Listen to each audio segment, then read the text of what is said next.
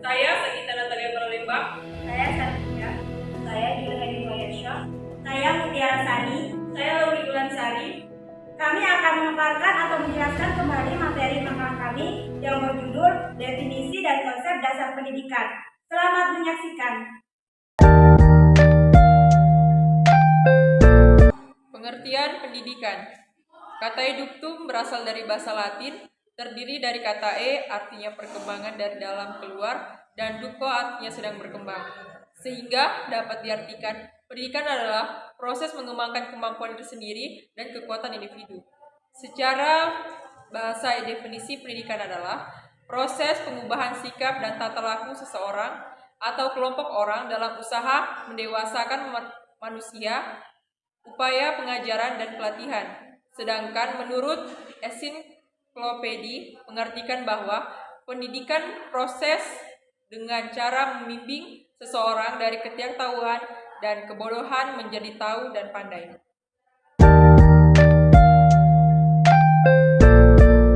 Menurut Undang-Undang Nomor 20 Tahun 2003, pendidikan adalah usaha sadar dan terencana untuk mewujudkan suasana belajar dan proses pembelajaran agar peserta didik secara aktif mengembangkan potensi dirinya untuk memiliki kekuatan spiritual keagamaan, pengendalian diri, kepribadian, kecerdasan, akhlak mulia, serta keterampilan yang diperlukan dirinya masyarakat, bangsa, dan negara.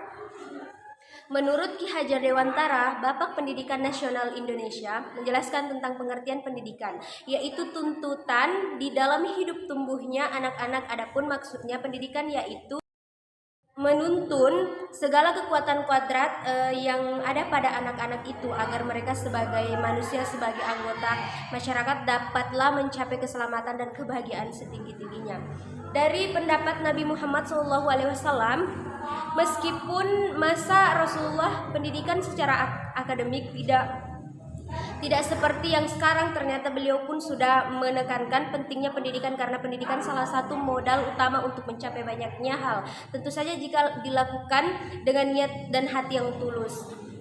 Menurut Prof. Haji Mahmud Yunus mengartikan bahwa pendidikan merupakan upaya mempengaruhi seseorang agar penguasaan ilmu pengetahuan bertambah. Diharapkan dari ilmu pengetahuan tersebut tidak hanya meningkatkan secara pengetahuan tetapi juga meningkatkan akhlak dan memudahkan seseorang mencapai tujuan dan cita-cita yang tinggi.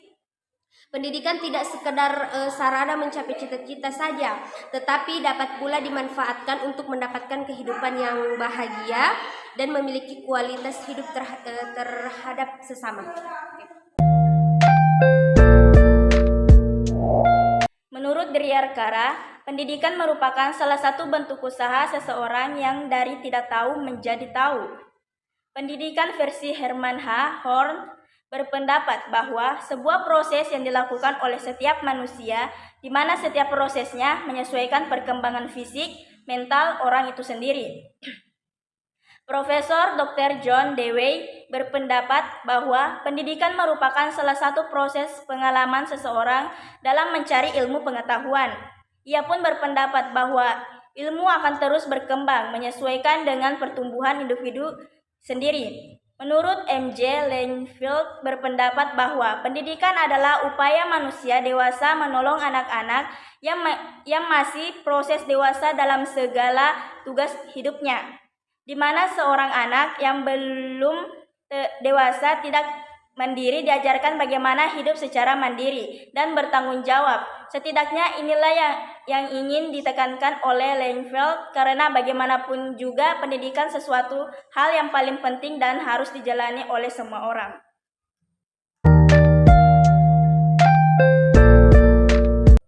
Menurut Stella Van Peter Henderson, yang mendefinisikan pendidikan sebagai kombinasi dari pertumbuhan dan perkembangan insani dengan warisan sosialnya. Frederick JMC Donald juga mendefinisikan pendidikan sebagai proses seseorang memperoleh sesuatu di mana proses tersebut bisa mengarah pada tujuan seseorang. Penjelasan Ahmad D. Marimba pendidikan sebagai proses belajar yang dilakukan secara sadar oleh seseorang untuk membentuk perkembangan jasmani dan rohani. Pendapat Cator V. Good mengartikan pendidikan tidak hanya proses perkembangan kecakapan seseorang di bidang kognitif, tetapi juga di bidang kecakapan sikap perilaku dalam kehidupan masyarakat, di mana lingkungan masyarakat juga perlu diperhatikan dan bisa dijadikan media belajar agar memiliki kecakapan sosial yang baik pula.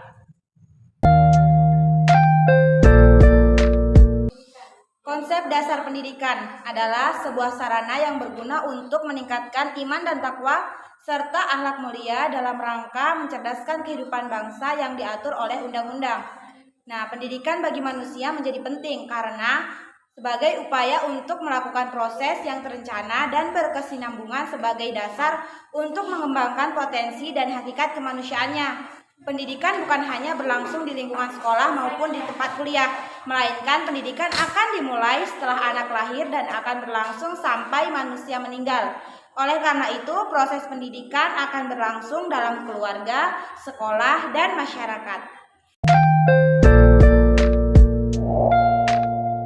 Ada 3 jenis lingkungan pendidikan, yaitu yang pertama adalah keluarga. Keluarga merupakan lingkungan pertama dan utama bagi perkembangan seseorang, sekaligus merupakan dasar kepribadian anak. Pendidikan anak diperoleh melalui interaksi antara orang tua dan seorang anak tersebut. Ada berbagai faktor yang terjadi dalam keluarga yang bisa mempengaruhi kualitas hasil pendidikan anak. Yang pertama adalah jenis keluarga, gaya kepemimpinan orang tua, kedudukan anak dalam urutan anggota keluarga, fasilitas yang ada dalam keluarga, hubungan keluarga dengan dunia luar, dan status ekonomi orang tua akan mempengaruhi situasi pendidikan anak dan dapat berpengaruh pada kepribadian anak. Lingkungan yang kedua adalah sekolah. Pendidikan di sekolah merupakan kelanjutan dalam keluarga. Sekolah merupakan lembaga tempat di mana terjadi sosialisasi yang kedua setelah keluarga. Sekolah diselenggarakan secara formal. Di sekolah, anak akan belajar apa yang ada dalam kehidupan. Dalam kata lain, sekolah harus mencerminkan kehidupan di sekelilingnya.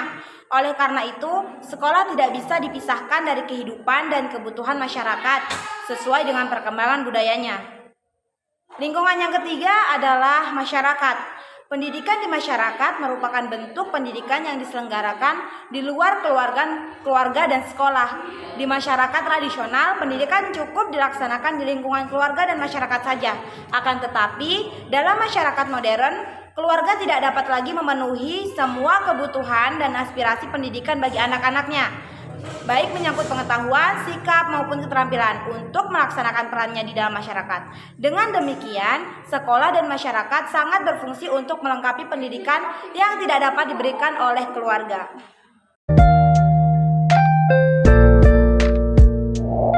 Unsur-unsur pendidikan. Yang pertama, peserta didik, subjek yang dibimbing. Peserta didik merupakan seseorang yang memiliki potensi fisik dan psikis, seorang individu yang berkembang dan membutuhkan bimbingan serta perlakuan manusiawi. Yang kedua, pendidik, orang yang membimbing.